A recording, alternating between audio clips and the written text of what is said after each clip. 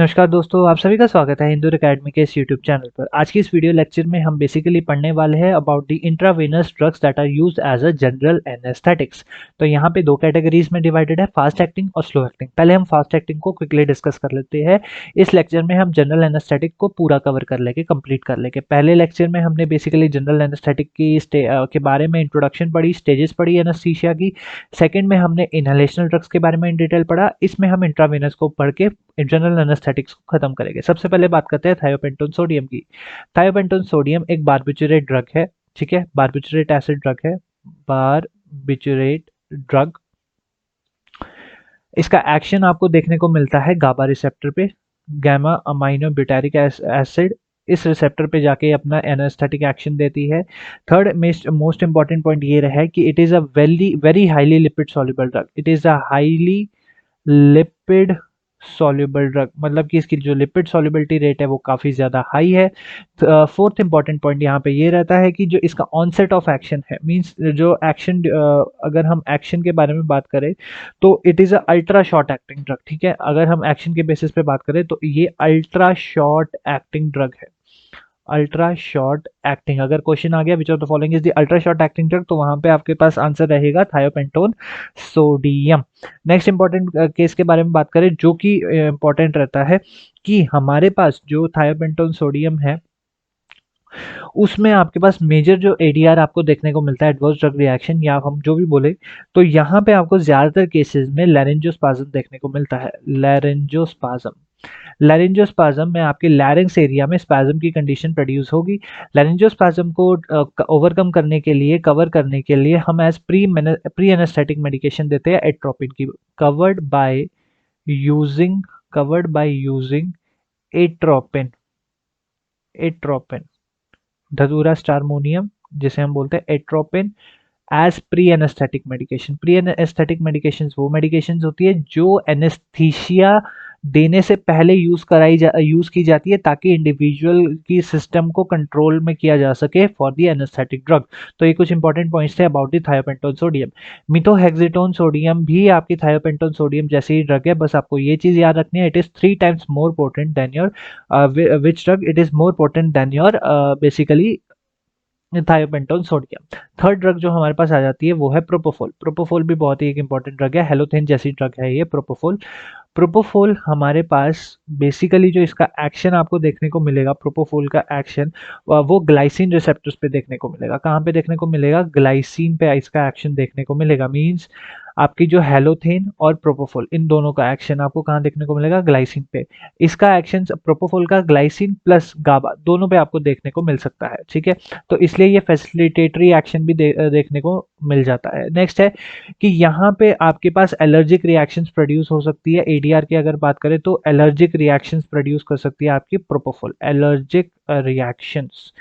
Third important point हमारे पास ये आ जाता है कि जो प्रोपोफोल है आपके पास वो डोज डिपेंडेंट एक्शन दे रही है। जो एलर्जिक रिएक्शन है वो डोज डिपेंडेंट है। साथ के साथ ये एक ऐसी एक ड्रग है जो कि अस्थमेटिक पेशेंट्स में यूज करी जा सकती है। अस्थमेटिक यूजेज मतलब कि अगर कोई इंडिविजुअल अस्थमेटिक है, अगर कोई इंडिविजुअल अस्थमेटिक है उसके केस में हम दे सकते हैं आपकी प्रोपोफोल। क्यों? क्योंकि वहां पे वो ब्रोंकोस्पाज्म या फिर रेस्पिरेटरी सिस्टम के किसी भी पार्ट में स्पाज्म की कंडीशन प्रोड्यूस नहीं करेगी। अस्थमेटिक पेशेंट में वैसे ही आपके ट्रैकियल एरिया में या फिर ब्रोंकस एरिया में स्पाज्म की कंडीशन होती है, तो उस चीज को ओवरकम करती है आपकी प्रोपोफोल। यहाँ पे इसका ब्रोंकोस्पाज्म का कोई भी एक्शन देखने को नहीं मिलता है, ठीक है।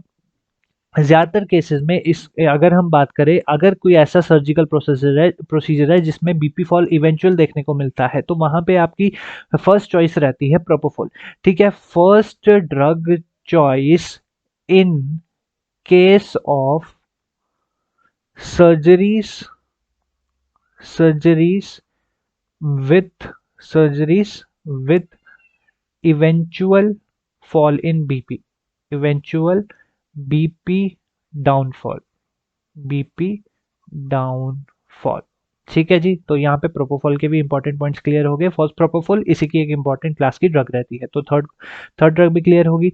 लास्ट ड्रग हमारे पास एक इंपॉर्टेंट ड्रग रह जाती है, वो है इटोमिडेट। इटोमिडेट भी आपकी एक अच्छी ड्रग है और काफ़ी इंपॉर्टेंट ड्रग भी रहती है ये। तो यहाँ पे इसके बारे में पढ़ लेते हैं थोड़ा सा, बहुत ही इंपॉर्टेंट है। तो थोड़े से क्वेश्चंस यहाँ से आ जाते हैं। मैं आपको क्वेश्चंस भी बता दूंगा कि कौन कौन से क्वेश्चंस कहाँ से पूछे जाते हैं, और नेक्स्ट वीडियो में हम जनरल एनेस्थेटिक के से रिलेटेड एमसीक्यूज को डिस्कस करेंगे। इटोमिडेट बेसिकली एक इंडक्शन एनेस्थीसिया। ये सारी जो आपको फास्ट एक्टिंग होती है, फास्ट एक्टिंग ड्रग्स आपकी इंड्यूसिंग एजेंट्स होती है। क्या होती है? These are the inducing agents. तो ये सारी आपकी इंड्यूसिंग एजेंट ड्रग्स है। कौन सी? Thiopentone sodium, methohexitone sodium, propofol, fospropofol and etomidate, ये सारी। इसका जो ड्यूरेशन ऑफ एक्शन रहता है, जो एक्शन ड्यूरेशन है, ठीक है, ड्यूरेशन ऑफ एक्शन, तो वो रहता है अराउंड 8 मिनट्स का, अप्रॉक्स 8 मिनट्स तक इसका ड्यूरेशन ऑफ एक्शन आपको देखने को मिलता है। और बेसिकली ये कार्डियोवास्कुलर और रेस्पिरेटरी डिप्रेशन प्रोड्यूस कर सकती है, सीवीएस और प्लस पल्मोनरी डिप्रेशन प्रोड्यूस कर सकते हैं। इसलिए कई केसेस में इनको नहीं दिया जाता है। पल्मोनरी डिप्रेशन कॉज कर सकती है। साथ के साथ अगर बात करें यहाँ पे मोटर मूवमेंट्स पे भी इसका बहुत ही इंपॉर्टेंट फंक्शन रहता है, बिकॉज यहाँ पे रेस्पिरेट मसल मूवमेंट्स पे भी इसका काफ़ी इवेंचुअल एक्शन देखने को मिलता है। अगर हम बात करें यहाँ पे अनाल्जेसिक एक्शन का, तो इसमें अनाल्जेसिक एक्शन बहुत ही वीक है। तो एक इंपॉर्टेंट पॉइंट ये भी है, it has a weak analgesic action. बाकी सब में जो एनाल्जेसिक एक्शन है वो काफ़ी ज़्यादा सही रहता है, लेकिन यहाँ पे अनाल्जेसिक एक्शन काफ़ी वीक रहता है। तो ये एक इंपॉर्टेंट पॉइंट्स यहाँ पे आई होप आपको क्लियर हो गए। इंपॉर्टेंट पॉइंट्स को मैं यहाँ पे दूसरे कलर से इंडिकेट कर देता हूँ ताकि आपको इंपॉर्टेंट चीज़ें पता लग जाए। अगर हम बात करें थायोपेंटोन सोडियम में, तो यहाँ पे आपको ये याद रखना है, it is a highly lipid soluble drug, और इसका एडीआर जो है वो है लैरिंजोस्पाज्म। और कैसे ट्रीट हो सकता है? By using the atropine. और साथ के साथ अगर हम बोले कि प्रोपोफोल, यहाँ पे इसका एक्शन जो है वो ग्लाइसिन और गाबा दोनों पे होता है। और एक इम्पॉर्टेंट पॉइंट ये है कि ये एस्थमेटिक पेशेंट्स में भी यूज़ हो सकती है, और साथ के साथ आपकी उन ड्रग्स में उन केसेस में भी यूज़ हो सकती है जहाँ पे बीपी में इवेंचुअल फॉल देखने को मिलता है। तो यहाँ पे हमने फास्ट एक्टिंग, सारी की सारी फास्ट एक्टिंग क्लियर कर ली है। अब नेक्स्ट बात करते हैं आपके पास स्लो एक्टिंग जनरल एनेस्थेटिक्स के बारे में। ठीक है, तो स्लो एक्टिंग जनरल एनेस्थेटिक्स में आ जाती है आपकी benzodiazepines, dissociative anaesthesia and your opioid analgesics. अब बेंजोडाइज़पीन्स साथ के साथ आपकी, अगर हम बात करें बेंजोडाइज़पीन्स की, बारबिटरेट्स की, इनका जो प्रॉपर एक्शन है वो हम आपको बताएंगे in the lecture video of sedative and hypnotics. यहाँ पे मैं आपको सिर्फ मोटे मोटे तौर पे ये बताऊंगा कि यह गाबा रिसेप्टर, जो ligand gated ion channel receptor है, वहाँ पे अपना एक्शन देती है, और क्लोराइड चैनल की ओपनिंग या फिर उसके क्लोराइड इनटेक को सेल के अंदर बढ़ा देती है। क्लोराइड इनटेक अगर सेल के अंदर बढ़ जाता है तो वहाँ पे डिप्रेशन कंडीशन या फिर कामनेस कंडीशन प्रोड्यूस हो जाती है, इंडिविजुअल नींद की कंडीशन में चला जाता है। सबसे पहले अगर हम बात करें, किसकी बात करेंगे हम? बेंजोडाइएज़ेपिन्स की। तो बेंजोडाइएज़ेपिन्स में आपको ये भी बताऊंगा, they are also used as a pre anaesthetic agent. तो आपने ये भी याद रखना है कि ये as a pre anaesthetic agent भी इनका यूज किया जाता है। अब बेंजोडाइएज़ेपिन में कौन कौन सी ड्रग्स का यूज होता है, मैं ड्रग्स के बारे में भी लिख देता हूँ, क्योंकि बेंजोडाइएज़ेपिन में कई सारी ड्रग्स है। तो ड्रग्स आपके पास रहती है डाइएज़ेपाम, लोराज़ेपाम, लोराज़ेपाम एंड योर मिडाज़ोलाम। तो ये तीन इंपॉर्टेंट ड्रग्स है जिनका यूज हो रहा है in case of your general anaesthesia as a general anaesthetic agent. तो इनका एक्शन सिंपल है कि ये गाबा रिसेप्टर पे एक्शन दे रही है, ठीक है। क्लोराइड आयन की कंसंट्रेशन को सेल के अंदर बढ़ा रही है, जिसके कारण एक एनेस्थेटिक एक्शन प्रोड्यूस होगा। इन डिटेल हम एक्शन प्रोड्यूस देखेंगे किसमें? In this sedative and hypnotic drug. अब जो इंपॉर्टेंट चीज आ जाती है वो रहती है यहाँ पे डिसोसिएटिव एनेस्थीसिया। कौन सी आ जाती है यहाँ पे? Dissociative anaesthesia. डिसोसिएटिव एनेस्थीसिया में हमारे पास एक इंपॉर्टेंट ड्रग आ जाती है जिसे हम बोलते हैं कीटामीन। तो ये बहुत ही इंपॉर्टेंट ड्रग है, इसको ध्यान से सुनना, बहुत ही इंपॉर्टेंट क्वेश्चंस बनेंगे यहाँ से। कीटामीन आपकी डिसोसिएटिव एनेस्थीसिया है, और इसका एक्शन जो है वो आपको जो एक्शन देखने को मिलता है वो रहता है सिडेटिव एक्शन। कौन सा एक्शन देखने को मिलता है? सिडेटिव एक्शन देखने को मिलता है। मार्क्ड सिडेशन प्लस एमनीशिया, मतलब कि temporary loss of your memory, temporary memory loss plus analgesia भी आपको देखने को मिलेगा। क्या देखने को मिलेगा? एनाल्जेसिक एक्शन देखने को मिलेगा, मींस पेन रिलीविंग एक्शन देखने को मिलेगा। तो ये तीन इंपॉर्टेंट पॉइंट्स है। नेक्स्ट पॉइंट अगर मैं बात करूं तो ये किस तरीके से एक्शन दे रही है? It is blocking your N M D A receptor, जिसे हम N methyl D aspartic acid receptor भी बोलते हैं। N methyl D aspartic acid receptor, aspartic acid receptor, ठीक है। तो इसका एक्शन बेसिकली ग्लूटामेट और ग्लूटामेट रिसेप्टर्स में भी एक टाइप के, मतलब कि ग्लूटामेट रिसेप्टर एक टाइप के, ठीक है। अब बेसिकली इसका इंपॉर्टेंट यूज क्या है, इंपॉर्टेंट यूज ध्यान से समझना। हेड, नेक और फेस की सर्जरीज, हेड, नेक या फेस की सर्जरी के दौरान, हेड, नेक या फेस की सर्जरी के दौरान हम किसका यूज करते हैं, कीटामिन, डिसोसिएटिव एनेस्थीसिया, जो कि है कीटामिन, प्रेफरेबल होती है हेड, नेक और फेस की सर्जरीज में। कीटामिन जो है, अब बहुत ही इंपॉर्टेंट एक्शन इसको ये देखने को मिलता है कि हमारे पास यहाँ पे हेलुसिनोजिक एक्शन भी देती है, मीन्स हेलुसिनेशंस भी यहाँ पे प्रोड्यूस कर सकती है।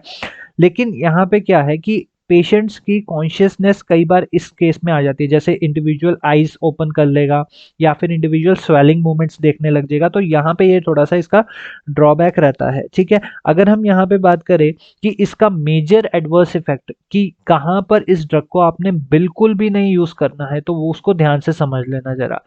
इस ड्रग को, कीटामिन को, आप बिल्कुल भी हाइपरटेंशन के केस में, ठीक है, हाइपरटेंशन, हाइपरटेंशन, साथ के साथ अगर कोई इंडिविजुअल CHF मींस कोई भी टाइप की हार्ट डिजीज है, CHF, मायोकार्डियल इंफेक्शन या कोई भी किसी भी टाइप का सीवीएस डिसऑर्डर है, उस केस में आप इस ड्रग को बिल्कुल भी नहीं दोगे, बिकॉज ये मार्क्ड सीवीएस डिप्रेशन कर रही है। तो अगर सीवीएस डिप्रेशन हुआ तो वहां पर चांसेस है कि इंडिविजुअल की डेथ कंफर्म होगी, पेशेंट डेथ की स्टेज में जा सकता है। इसलिए डिसोसिएटिव एनेस्थीसिया को हम बिल्कुल भी नहीं देंगे इन case of your what, in case of your CVS disorders, किसी भी टाइप का सीवीएस डिसऑर्डर हो, जिनमें मेजर जो रहते हैं वो इस्टेमिक हार्ट डिजीज, हाइपरटेंशन, ऐसे डिसऑर्डर्स रहते हैं, या किसी भी तरीके का सीवीएस डिसऑर्डर हो। सो लास्ट हमारे पास अब आ जाती है ओपियोइड एनाल्जेसिक्स। कौन सी आ जाती है अब हमारे पास, ओपियोइड एनाल्जेसिक्स। ओपियोइड एनाल्जेसिक्स ऐसी एनाल्जेसिक्स जो नार्कोटिक है, ठीक है, नार्कोटिक एनाल्जेसिक्स भी बोलते हैं इन्हें, ठीक है, नार्कोटिक एनाल्जेसिक्स। नार्कोटिक एनाल्जेसिक्स की अगर हम बात करें तो यहाँ पे एक इंपॉर्टेंट ड्रग है, दो इंपॉर्टेंट ड्रग बोलूंगा, फेंटेनिल एंड रेमीफेंटेनिल, जो इसी का कॉन्जुरर है। फेंटेनिल, फेंटेनिल के बारे में ही बात करेंगे यहाँ पे, और किसी के बारे में बात नहीं करेंगे। फेंटेनिल जो है वो एक वेरी शॉर्ट नहीं, शॉर्ट एक्टिंग ड्रग है। क्या है ये, एक तरीके की short acting drug, short acting drug.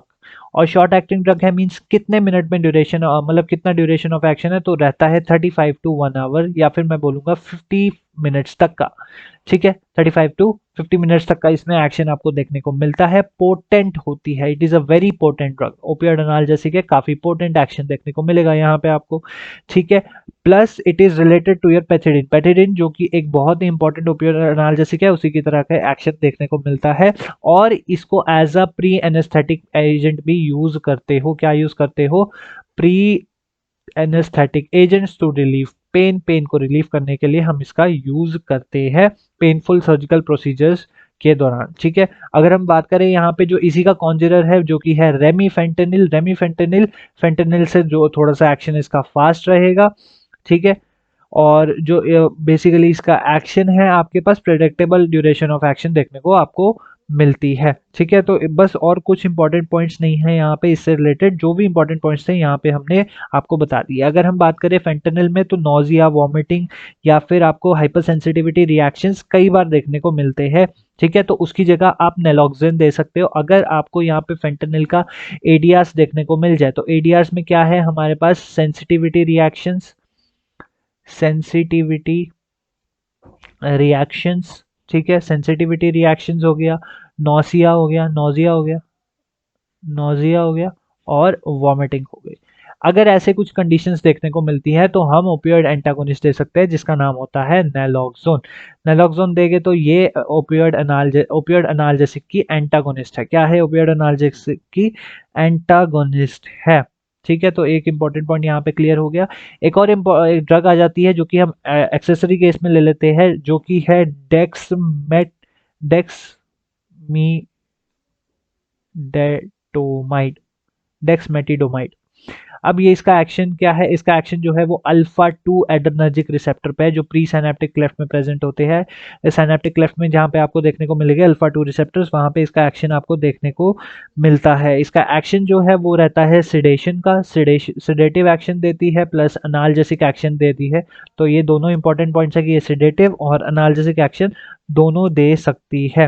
ठीक है, अगर ये as a pre anaesthetic agent भी इसका यूज किया जाता है अगर कोई पेनफुल प्रोसीजर करा जा रहा है बस। और कोई, और अगर एडीआरस के बारे में बात करें तो एडीआरस में अल्फा रिसेप्टर पे ब्लॉकिंग एक्टिविटी दे रही है, तो यहाँ पे आपको ड्राई माउथ और ड्राई माउथ देखने को मिलेगा और ड्राई स्किन देखने को मिलती है। तो यहाँ पे आपकी ड्रग्स हो गई जो कि यूज हो रही है as a slow acting agent. ये सारी जो ड्रग्स है ये स्लो एक्टिंग है, मीन्स इनका एक्शन जो है वो काफी स्लो रहेगा। तो यहाँ पे ड्रग्स क्लियर होगी। अब यहाँ पे एक इंपॉर्टेंट पॉइंट है प्री एनेस्थेटिक मेडिकेशंस के बारे में। Drug used before the anaesthesia for the safer use, means anaesthetic drug देने से पहले हम इन ड्रग्स का यूज कर रहे हैं ताकि वो ड्रग सेफ एक्शन दे सके। किस तरीके से सेफ एक्शन देगी अब उसके बारे में समझ लेते हैं। अब आप समझिए कि आप खुद एक सर्जिकल प्रोसीजर से जाने वाले हो, खुद को इमेजिन कीजिए। तो उस पॉइंट ऑफ टाइम पे सबसे पहले इंडिविजुअल घबराया हुआ होगा। तो घबराया हुआ है मींस उसके अंदर एंशियस नेचर है, तो एंटी एंजाइटी ड्रग्स का यूज होगा। क्या होगा? एंटी एंजाइटी ड्रग्स का यूज करेंगे।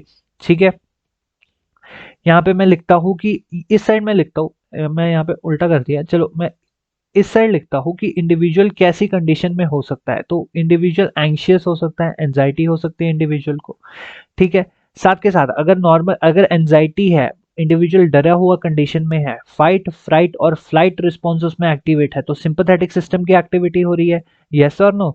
सिंपैथेटिक सिस्टम की एक्टिविटी हो रही है। तो अगर सिंपैथेटिक सिस्टम की एक्टिविटी हो रही है यहाँ पे, तो हम एंटी सिंपैथेटिक ड्रग भी दे सकते हैं। ठीक है, जो कि एमनेसिक एक्शन दे सके या एंटी एमेटिक एक्शंस भी दे सके। ठीक है, साथ के साथ एसिड सिक्रेशंस को कम करने के लिए, तो डिक्रीजिंग दी सिंपैथेटिक सिस्टम फंक्शन को भी डिक्रीज करने के लिए, ताकि हार्ट रेट नॉर्मल कंडीशन में आ सके। एसिडिटी, अगर इंडिविजुअल मान लो कि इतना भी ज़्यादा डरा हुआ नहीं है पर फिर भी उसकी बॉडी में एसिड सिक्रीशन होती रहेगी। अगर सर्जिकल प्रोसीजर मान लो स्टमक पे हो रहा है, कोई स्टमक से रिलेटेड सर्जिकल प्रोसीजर हो रहा है, तो वहाँ पे अगर एसिड सिक्रीशन ज़्यादा हुई तो इंडिविजुअल काम कैसे करेगा? तो एसिड सिक्रीशन को भी कम कर सकते हैं। एसिड सिक्रीशंस को कम करने के लिए हम इसका यूज कर सकते हैं।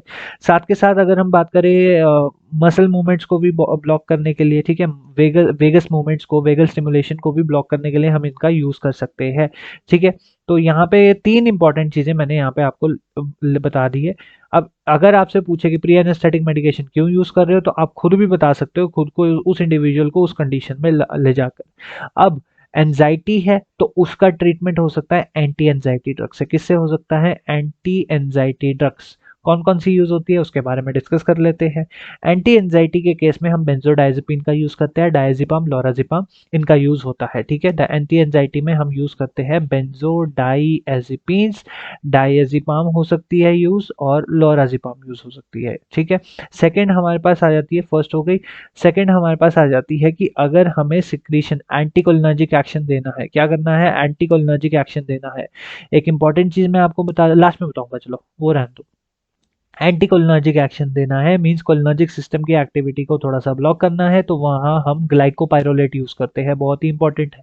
हमने एएनएस में भी पढ़ा था, ऐसी एक ड्रग है जो कि एंटीकोलिनर्जिक है, जो कि एज ए एनेस्थेटिक एजेंट में यूज हो रही है। ग्लाइकोपाइरोलेट और एट्रोपिन का यूज किया जाता है। तो एक इंपॉर्टेंट पॉइंट यहाँ भी क्लियर हो गया। साथ के साथ एंटी एमेटिक इफेक्ट भी देखने को चाहिए हमें। एंटी एमेटिक इफेक्ट चाहिए, किस तरीके का इफेक्ट चाहिए? एंटी एमएसएस, एमएसएस को रोकना है, एमेटिक इफेक्ट को रोकना है, तो वहां पे हम दे देते हैं प्रोकाइनेटिक ड्रग्स, जैसे कि डोमपेरिडोन। कौन सी दे देंगे? डोमपेरिडोन। डोमपेरिडोन दे देंगे, मिटोक्लोप्रामाइड दे देंगे। ये दो इंपॉर्टेंट और बहुत ही इंपॉर्टेंट ड्रग्स है, मिटोक्लोप्रामाइड। ठीक है, स्पेलिंग थोड़ी सी गलत होगी, चला लेना, बट थोड़ा इंपॉर्टेंट चीजें ही बता रहा हूँ यहाँ पे। फोर्थ इंपॉर्टेंट पॉइंट हमारे पास ये रहता है कि ये जो आपकी पेन को, अगर इंडिविजुअल को पेन होगा, तो पेन अगर मान लो सर्जिकल प्रोसीजर से पहले भी इंडिविजुअल पेन में है, ठीक है, मान लो उसके ड्यूडेनियम में पेन हो रहा है, अपेंडिक्स की दर्द हो रही है, तो पेन को भी रिलीव करने के लिए हम पेन किलर्स देते हैं। क्या देते हैं? Pain killers. तो पेन किलर्स मीन्स यहाँ पे एनाल्जेसिक ड्रग्स के बारे में बात कर रहा हूँ, और analgesic drugs means opioid analgesics को यूज करेंगे, क्योंकि ओपियोइड एनाल्जेसिक्स को अगर यूज करेंगे तो दो एक्शन सेडेशन दे देती है, सेडेशन भी प्रोड्यूस करवा देती है और साथ के साथ क्या प्रोड्यूस करवा देती है, एनाल्जेसिक एक्शन भी दे देती है। तो अगर आपने यहाँ पे यूज करना है किसको, पेन को रिलीव करने के लिए, तो मॉर्फिन का यूज होता है। ज्यादातर केसेस में किसका यूज हो रहा है, मॉर्फिन का और पैथिडीन का। मॉर्फिन या पैथिडीन दो काफी इंपॉर्टेंट ड्रग्स है जिनका यहाँ पे यूज होता है।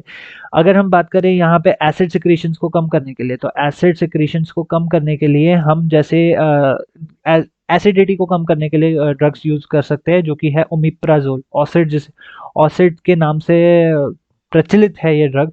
ठीक है, ओमिप्राजोल हो गई, ठीक है, या फिर रेनिटिडीन हो गई। ये दो इंपॉर्टेंट ड्रग्स है जिनका यूज हो रहा है for the decrease of your acid secretions. अगर हम बात करें गैस्ट्रिक एम्पटिंग करनी है, मींस गैस्ट्रिक सिस्टम को पूरी तरीके से खत्म करना है, तो उसमें भी हम क्या यूज कर रहे हैं, एंटी एमेटिक ड्रग्स, जो कि है डोमपेरिडोन और मिटोक्लोप्रामाइड, गैस्ट्रिक एम्पटिंग। तो ये कुछ इंपॉर्टेंट ड्रग्स है जिनका यूज हो रहा है as a pre anaesthetic agents. अब क्वेश्चन आपके पास ये आता है, which of the following is the drug of choice of drug of choice for pre anaesthetic agent. तो drug of choice means first, अगर प्री एनेस्थेटिक एजेंट देना है तो उसको हम सबसे पहले देखेंगे, ड्रग ऑफ चॉइस है जी, इसके अलावा कोई सोचेंगे ही नहीं हम। ठीक है, तो वो रहती है आपकी एट्रोपिन।